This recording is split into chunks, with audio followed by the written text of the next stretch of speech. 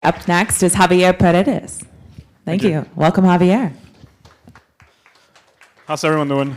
Hey, Eric, thanks for the pressure. I don't have my wife in my slides, but Jackie, I love you. So thanks for supporting me.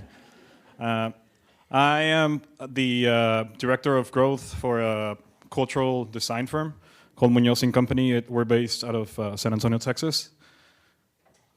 Just wait till it begins.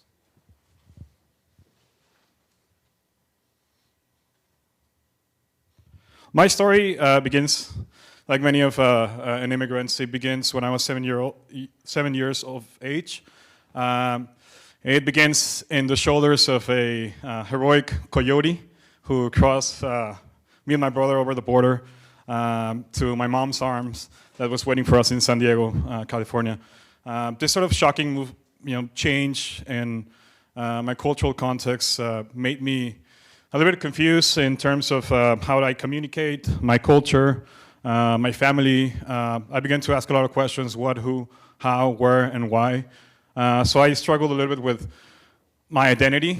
Then, as I started growing, I started assimilating culture and becoming more active. I started realizing that there was a new American reality, and that this was not sort of a political agenda or any kind of thing, but it was an actual fact. And the numbers were showing that we really were becoming a tribe. So the way that I started seeking and discovering my identity was through design. This particular project is it's a project where we use a common everyday beverage known as carrito. And the Hispanic culture has this tradition of reuse and using objects of everyday life to beautify their own environments. In this case, in Edcouch, Elsa, they're very proud of their football team. They have a corrido named the Máquina Amarilla, and we basically deconstructed this corrido, turned it into a color pattern, and covered the whole building in these colors. Then I also began to study this idea of mestizo regionalism, which is the blending of cultures coming together. This is the blending of the German tradition with the accordion and the Mexican music, folk music Tejano, to design a museum for the Hall of Fame for Tejano music. Now, going back to San Antonio, and humans are obsessed with this idea of discovering their origins, trying to sort of go back in time and figure out where we come from, who we are.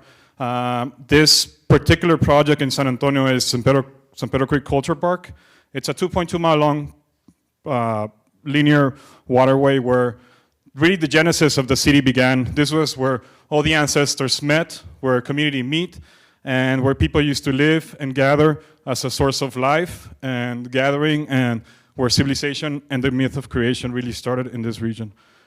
So when we got approached to design this sort of linear culture park, we knew exactly what to do, but we didn't know how to do it. So we began to study the historical and cultural landscape of the area, and began to notice that there was a huge divide amongst the population in the city. The Anglo and the Mexican communities always managed to sort of negotiate their differences, but at the end of the day, it was a very separated, segregated community.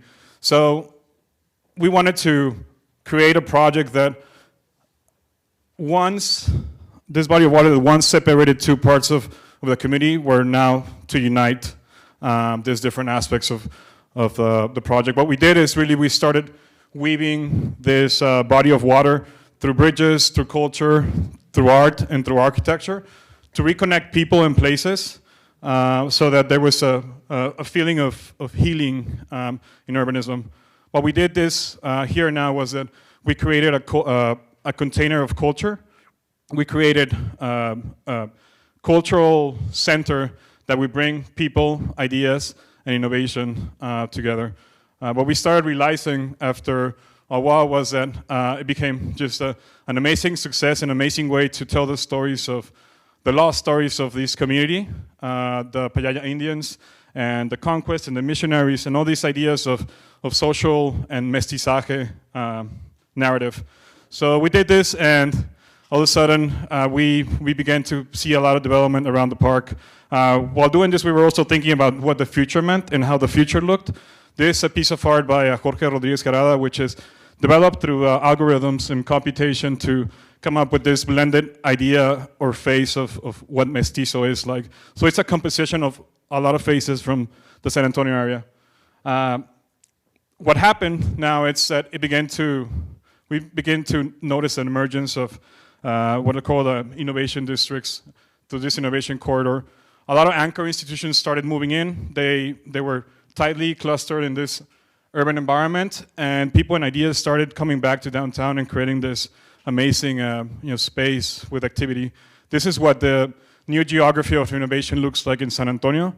A lot of the research institutions, cultural institutions, and entertainment zones are beginning to cluster around throughout this line of life that is San Pedro Creek. There's a place also where we wanted to create a place where the future generations learn about tolerance, learn how to bridge together, work together, play together, and learn together. So this idea of the community and cross-generational groups of people that came together in the same place to create what we call now the future. This piece of art is called the heavens, and it represents the astrological pattern that was in the heavens 300 years ago when all these communities came together to create San Antonio. So then through the body of water that is this sort of a heavenly cloud, it rained and it created life. Our project was heavily public. We've been published in a lot of different articles, but the idea was that we created a national model of culture that could be replicated and taken to different communities throughout the United States and throughout the world to represent the cultures that live in these communities. So the story that began with a word of caution, it's today leading with action, and I call everyone to be provocative. It's a role of all of us, and not be afraid who you are and where you come from. Thank you. Awesome. Thank you, Javier.